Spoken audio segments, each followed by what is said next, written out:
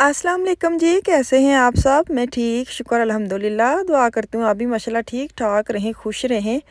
चलें जी बिस्मिल्लाह करते हैं और अपनी वीडियो का करते हैं आगाज़। नाश्ता पता नहीं क्यों आज मेरा मीठे टोस्ट खाने का दिल कर रहा है। मैं भी बच्चियां वांगू ना कदी-कदी एक मेरा टोस्ट और दो मेरे मियाँ के, लेकिन एक ही टोस्ट दोवां ने खा, दो मैं लपेट के रख छड़े। चाय साथ बनाई है तो बच्चे चले गए स्कूल अपने कम काज ते मैं लग गई हाँ। नाश्ते तो बाद घर की सफाई सुथराई वाशिंग मशीन में लगानी थी, लेकिन आज मौसम बड़ा ही ख़राब है। ठंडा ठंडा हवा चल रही है, बादल हैं, तो मैनू आई थी कि बारिश ना शुरू हो जाए। तो अज फिर मैं ना मशीन नहीं चलाई, मैं क्या चलो या फिर मेरे लिए लेके आई है छोटे छोटे फूल। रोज़ साढ़े घर आते हैं। और ये पानी लेके आए। आपने बैग दिखाओ अपना। आपने बैग चेंज किया लेकिन फुल फुल बटा फुल। मैंने वॉश किया आपका वो बैग, वो साफ नहीं हुआ। नहीं इतना नहीं क्लियर हुआ वो। नहीं बैग नहीं मैं करती, रख छड़ी बैग पेटी विच, कोई चीज़ सुट्टन नहीं देनी बस। हाँ बनाई है मैंने। चलो मैं नाश्ते में दाल बनाई थी, दोनों को मैंने दाल निकाल के ना रखी हुई है। मैं जैन जी बैल होएगी गर्म कर लवांगी। फिलहाल एक दी गर्म की रोटी फान साहब ने बनवाई है। ये उसकी दाल है, ये बाजी की छोटी बाजी की, ये पराठा। ये ले लो अपना अपना खाना, क्योंकि फान को ना सूखी रोटी चाहिए। फिर ले लो। अभी ये स्कूल से आए, चोपड़ ने भी नहीं देता ना कि चलो मक्खन में चोपड़ ही छोड़ा। चलो जी अफान ले लो अपना खाना। अभी वो इधर ही ना काम करने दो। हाँ जी अफान आ जाओ खाना खाओ। ये आपको नहीं चाहिए ये वाली अफान?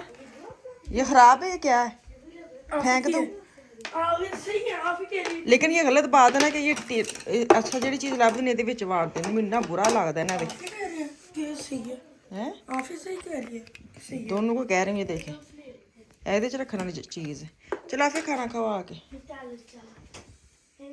चले जी ये रात का टाइम है, कल का ये व्लॉग है। पुलाव बनाने को दिल कर रहा था। पुलाव मैंने गोश्त को ना मैंने दोपहर को उबलने के लिए रख दिया था, क्योंकि दोपहर में ना बच्चे जब स्कूल से आए इनको पराठे मैंने खिला दिए दाल के साथ। मैंने कहा शाम को बनाऊंगी पुलाव।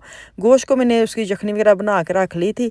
अच्छा जो जो ताज़ा ताज़ा गोश्त आए ना तो ताड़ा दिल करता हफ्ते में ना हर चीज़ बना ले। गोश्त आलू गोश्त भुना हुआ गोश्त पुलाव हर चीज़ में डालें, फिर उसके बाद ना दिल चढ़ जाता है। वो मेरा ही इससे पहले ही दिल चढ़ने लग गया है। खैर मैंने यहाँ पे ना तड़का शड़का भुना है। इसके अंदर टमाटर क्या कहते हैं सारे मसाले ज़्यादा हरी मिर्चें डाली हैं, गोश्त डाला है, उसको मैंने बनाई की। अब इसके पानी डालूंगी। 2 कप मेरे चावल हैं, 4 कप मैं पानी डालती हूँ। मैं हमेशा से 2 कप ही एक्स्ट्रा डालती हूँ, मैं एक नहीं डालती। लेकिन जब मैं आई थी ना जर्मनी में तो उस वक्त चावलों का कोई हिसाब किताब नहीं लगता, सब 1 कप एक्स्ट्रा डालते। अभी भी सब ऐसे ही करते हैं, लेकिन मैं 2 ही डालती हूँ। पता नहीं क्यों मेरे हाथ 2 कप बैठे ने। चले जी पानी डाल दिया। अब इसके अंदर जाएंगे चावल। जैसे पानी का बॉयल आएगा तो चावल डालूंगी, तो चावल डालेंगे तो फिर इसके बाद दम की बारी आ जाएगी। दम इसको लगाएंगे 10 से 12 मिनट, तो चावल हो जाएंगे रेडी। क्योंकि ये कल का व्लॉग है। आप बाकी मैं सुबह तना दोबारा शुरू कर रही हूँ। रुको ज़रा अभी कि मैं अज की पकाया मैं तना शेयर करनी। बड़ा चस्का होंदा है हमें किसी को पूछने के की पकाया वे। ये ना बड़ा सारी बहनों में होता है, क्योंकि एक तो आइडिया मिल जाता है, पूछते पछाते बंदे को समझ आ जाती है कि असी की पकाना है। लेकिन कुछ कईयां वैसे ही आदत होंदी है पूछने की सारे की पकाना अज की पकाना है। मेरी एक छोटी सिस्टर है, उन्होंने बड़ी आदत है मेरा व्लॉग वेखेगी ना मेरा, तो मैनू फोन फटाफट उन्हें इतने ब्रेक ला के मैंने फ़ोन करना है। तुझे मेरा नाम लिया है, उसको आदत सवेरे सवेरे पूछती है हर किसी को, फिर मुझे बताती उसने ये पकाना है उसने ये पकाना है। मैंने बाद में पूछी तू क्या पका तू क्या पकाना है? तो कहती देख रही हूँ मैं क्या पकाना है। शाम होती फिर उसकी आधा आधा आधा दिन तो उसको ऐसी सोच में गुजार देती पकाना है की पकाना है की पकाना है। बाप ठा करके ना कर देती है, लेकिन पकाती है। मजाक कर रही हूँ।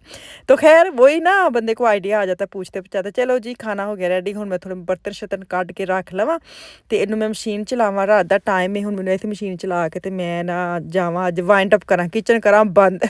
8 बजे 9 बजे किचन करिए बंद। फिर इस बाद उत्ते जाना बैठ ते बच्चे चले गए ने ते मैं की कहंदे ने बस थल्ले बैठी हां। मैनूं ऐ कि चलो चाह मेरे मियाँ आ गए ने काम तो, एक चाह दा कप ही हो जावे दोवां दा इकट्ठा बह के। क्योंकि वो जब घर आते हैं ना तो उनको फ़ोन कर देते हैं कि मैं आ रहा हूँ, तो एक कप चाय मेरी बना दे। तो फिर मैं नाल ना बिला वजह मेरा दिल ना भी करे तो मैं इन्होंने कंपनी दे लेना। मैनूं चाह लगी भी है जी थोड़ी थोड़ी करके, थोड़ी 2 घुट पी ली 3 पी ली कि चल की पीन के कल्ले। जब ये जर्मनी में आ गए फिर मेरी सास अकेले रह गई थी, फिर उनको कंपनी देते देते ना चाह मैं हो गई उन्होंने दे नाल लग गई। आप वो अम्मी जी छड़ गए तो मैं पीनी। आज मेरी बारी है हलीम बनाने की। ये जो पैकेट निकलते ना हलीम मिक्स जो है इजी रेसिपी वाला, उसके अंदर 2 पैकेट निकलते। एक होता है मिक्स दालों का गंदम का, और एक होता है उसका मसाला। यहाँ पे ना मैंने गोश्त को भून रही हूँ मसाला डाल के, लहसुन अदरक प्याज डाल के इसको भून रही हूँ। जिंज भुज जाएगा ना फिर इन्हें प्रैशर लावांगे चंगा रख के ताकि ये गोश्त जो है ना वो गल जाए। और मैं टाइम बचाने के लिए ना दूसरी साइड पे मैं ये दालें जो ना दूसरी देगची में साथ ही पकने के लिए रख देती हूँ। पता क्यों? टाइम बचता है। जिंज ये गलन गया मतलब पकेगा, गोश्त गल जाएगा, फिर इनको मैं मिलाप कर दूँगी, फिर मसाला सारा इसके अंदर डाल दूँगी, पानी जो इसके अंदर होगा वो भी डाल दूँगी, फिर इकट्ठा हो जाएगा, फिर जो है ना जल्दी पक जाएगा। ये देखें जी गोश्त माशाल्लाह, मसाला सिंपल रेसिपी है हलीम की। अगर तुम बनानी है मेरी हलीम जी ना मेरे बच्चे बड़े शौक नाल खाते हैं। अज मैं सोचा चलो यही कम पाइए हलीम नूं, अज साथ साथ चम्मच हिलाते जाना है, नहीं तो ये जो ना गुठलियाँ बन जाती हैं ये दालों की ना, इन्होंने तुम हिलाते रहना वे जदों तक चंगी तरह उबाला ना आ जाए उन्नी देर तक तुम हिलाते रहो। जो उबाला आ जाए फिर हल्की आँच पकने पकने रख दो, फिर कुछ नहीं होंगे। ਜਿਹੜੇ ਇੱਕ ਡੋਈ ਨਾਲ ਦੋ ਕੰਮ ਹੋ ਰਹੇ ਇੱਧਰ ਇੱਧਰ। ਟਾਈਮ ਹੋ ਗਿਆ 11 ਵੱਜ ਗਏ ਨੇ ਵੇਖ ਲਓ ਜੀ। ਤੇ ਅੱਜ ਮੈਂ ਜਲਦੀ ਕਿਚਨ 'ਚ ਆ ਗਈ ਹਾਂ ਖਾਣਾ ਪਕਾਉਣ, क्योंकि आज जाना है मिशाल में ले के। जिस दिन उस दिन मैं गई थी ना, खुद कटिंग करवाई थी और मैंने लिया था फेशियल, वहाँ जा रही हूँ। उसकी मैंने थोड़ी सी ना बारीक नीचे से ट्रिमिंग टाइप करवानी। इसके छोटे छोटे जैसे होते हैं ना बारीक पूछे, इसके बाल बड़े लंबे हैं तो वो कम नहीं करना चाह रही, लेकिन छोटे छोटे काटना चाह रही है।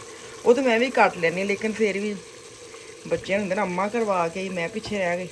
तो वो सी अज जाना 2:30 बजे, टाइम भी है तो इसलिए मैं टाइम में खाना बना दूँ। चलें जी, अगला दिन चढ़ गया है। चाय की स्टोरी सुना रही थी मैं। सबसे पहले हलीम की बात कर लूँ। बुन गया मसाला, इसके अंदर वो जो हलीम का पैकेट निकलता है ना वो डाला है।